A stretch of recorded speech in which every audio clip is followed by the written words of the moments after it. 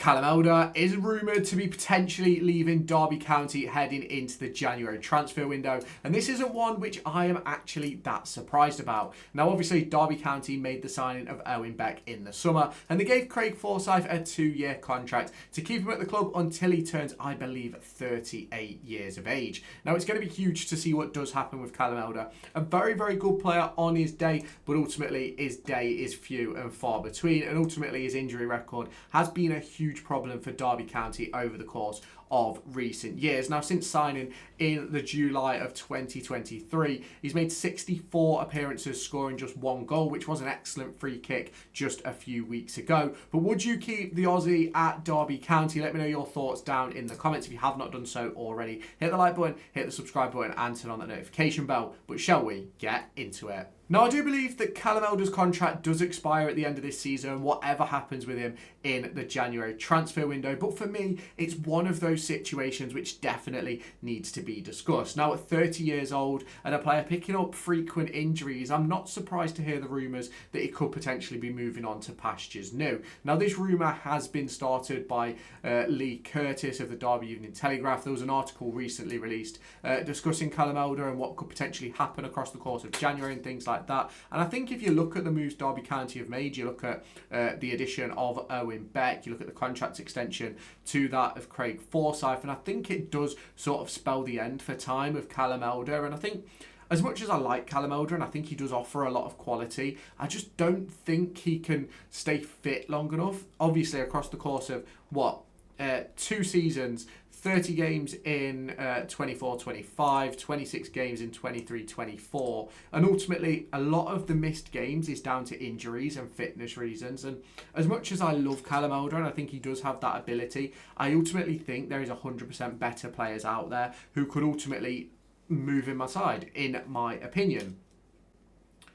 Now, obviously, that is just an opinion, and in order for Derby County to be able to make that opinion a reality, they've essentially got to make sure that they bring in a couple of left-backs, because Craig Forsyth is not going to go on forever, and Owen Beck is only on loan. Now, obviously, Owen Beck is a move that could turn permanent. Not that there's a clause in the contract or anything like that, but it's one of those moves where he's, 22, about to turn 23. Liverpool are going to be looking at the next one, if that makes sense. He's been on loan now for, the last 2 or 3 years. Ultimately, they aren't really looking to have him in the first team anymore unless there's a major crisis. We've seen this in the past with Liverpool, and ultimately it's a huge discussion that has to be had for me about those sorts of players. Now, would I take Owen Beck at Derby? Realistically, we can't answer that question. The lad hasn't been fit, unfortunately, which has made it really, really difficult to have this conversation and to give him that opportunity to sort of put himself at the forefront of conversations, because as much as Owen Beck could be the next best thing and could end up signing for Derby County and going on to great things and help the club to promotion and things like that, we've still not seen him in the Derby County kit, and we've still not seen him kick a ball in a competitive competition. We've not even seen him kick a ball in a pre-season friendly, and there was reports suggesting from John Eustace that he was going to play 60 minutes in a behind closed doors game, but ultimately we've obviously had no confirmation of that, with that being a behind closed doors fixture. However, as we head towards the end of this week, we will hear from John Eustace in the media, and we'll probably find out more about the Owen Beck situation, the likes of Corey Beckett-Taylor and things like that. And I think it all links into what happens with Callum Elder. Now, we've got 2 months until January. We're sitting here in the middle of October,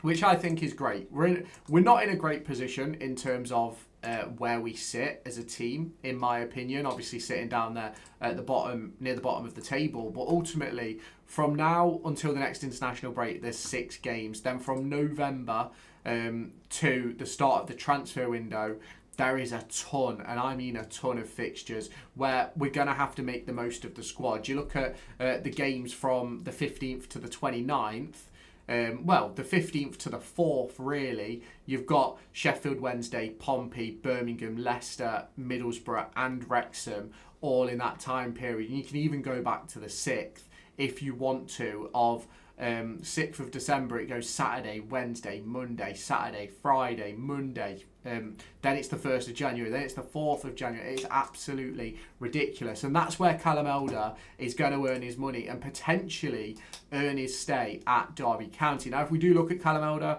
across the course of this season, played 90 minutes in pretty much every game, I think apart from 4. Didn't play versus Stoke. Only played 45 against Burnley, played 45 against Preston, and didn't play at all against Wrexham. But it's one of those for me where if Callum Elder can stay fit, I've got no issue with him being given a contract extension. But ultimately for me, I think Derby County should be looking at better targets. They should be taking the opportunity right now to go and search for younger left backs who can have an impact going forward at Derby County for the next maybe 3, 4, 5 years. You look at a player like Max Johnston that we've brought in. He's 21 years old. He could be at Derby for the next 10, 15 years if we move in the same capacity that he wants to move in. Now, could that happen for Callum Elder? No, he couldn't be here for the next 10, 15 years. The guy is 30. He's probably got 4, maybe 5 good years left in him at best. And realistically, I think with injuries, maybe it's even less than that. But we are going to have to wait and see what does happen with this one.